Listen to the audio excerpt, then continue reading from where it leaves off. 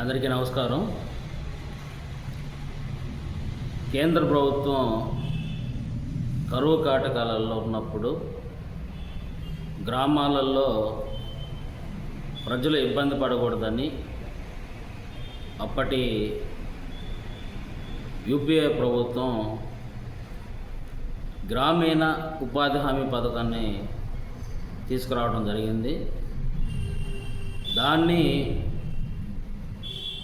ఎవరు అధికారంలో ఉంటే వాళ్ళు అక్రమాలకు పాల్పడుతూ ప్రజల నుండి వారానికి 100 లెక్క వసూలు చేస్తున్నారు. ఆ విషయం గురించి ఇప్పుడు మాట్లాడదాం. ఫ్రెండ్స్, మీరు కానీ మొదటిసారి కానీ అక్షరాభ్యుదయం ఛానల్ చూస్తూ ఉంటే తప్పనిసరిగా లైక్ చేయండి, షేర్ చేయండి, కామెంట్ చేయండి, సబ్స్క్రైబ్ చేయండి, మర్చిపోవద్దు. ఫ్రెండ్స్, మనం ప్రతిరోజు ఏదో ఒక దగ్గర పేపర్లు చూస్తూనే ఉన్నాం. కందుకూరు నియోజకవర్గంలో కానీ రాష్ట్ర వ్యాప్తంగా ఎక్కడైనా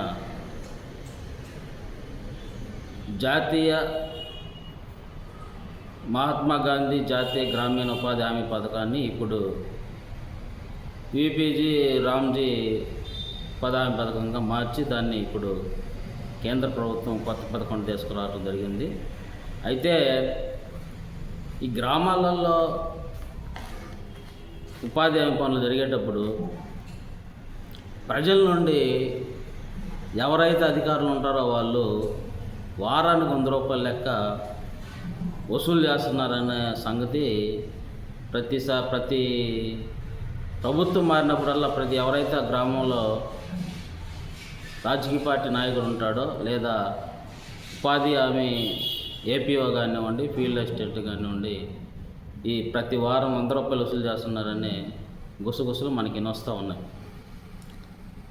అయితే ఈ ప్రభుత్వం కూడా ఇప్పుడు పేస్ వ్యాల్యూతో వచ్చి మస్టర్ తీసుకోవడం జరుగుతూ ఉంది. అయినా కానీ పనికిరాని వాళ్ళకు కూడా మస్టర్లు వేస్తూ ఎవరైతే ఫీల్డ్ అసిస్టెంట్లు ఉంటున్నారో లేదా మేట్లు ఉంటున్నారో వాళ్ళకి మస్టర్లు వేస్తూ వాళ్ళ దగ్గర వారానికి ఇంత వసూలు చేసుకుంటూ ఈ ఉపాధి హామీ పథకం ఎవరైతే దేనికోసం అయితే పెట్టారో దాన్ని అపహాస్యం చేస్తూ జనాల నుంచి డబ్బులు గుంజుతున్నారని మనకి తెలుస్తూ ఉంది.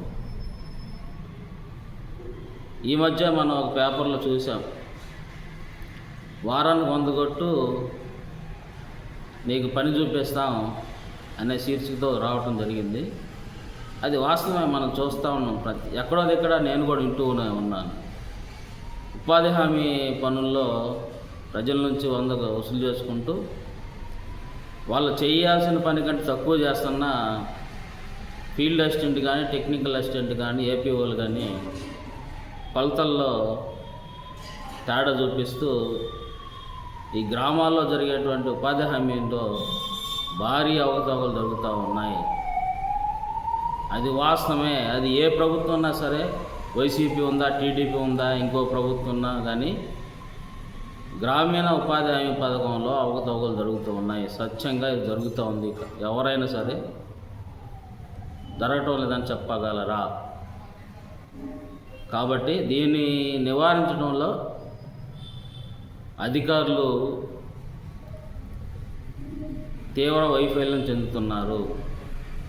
ప్రజల నుండి వారానికి ఇంత లెక్క వసూలు చేస్తున్నారు. కాబట్టి ఇప్పటికైనా అధికారులు చర్యలు తీసుకొని ప్రజలకు కావాల్సినటువంటి పనులు చూపిస్తూ ఈ అవకతవకలు జరగకుండా చూడాల్సిన బాధ్యత ప్రభుత్వానికి ఉంది.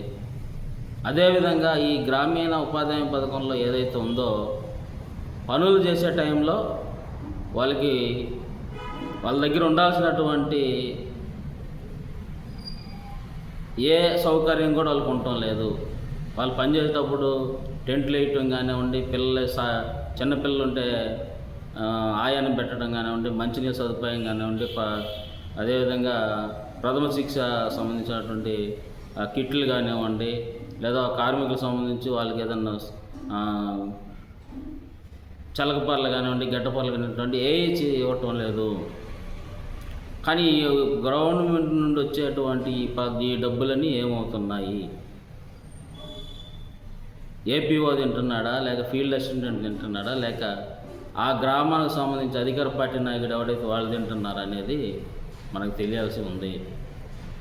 ఇప్పటికైనా ఈ ప్రభుత్వం తీసుకొచ్చినటువంటి ఈ పథకాన్ని పేద ప్రజలకు ఉపయోగపడే విధంగా చెయ్యండి. కొన్ని దిక్కులైతే అసలు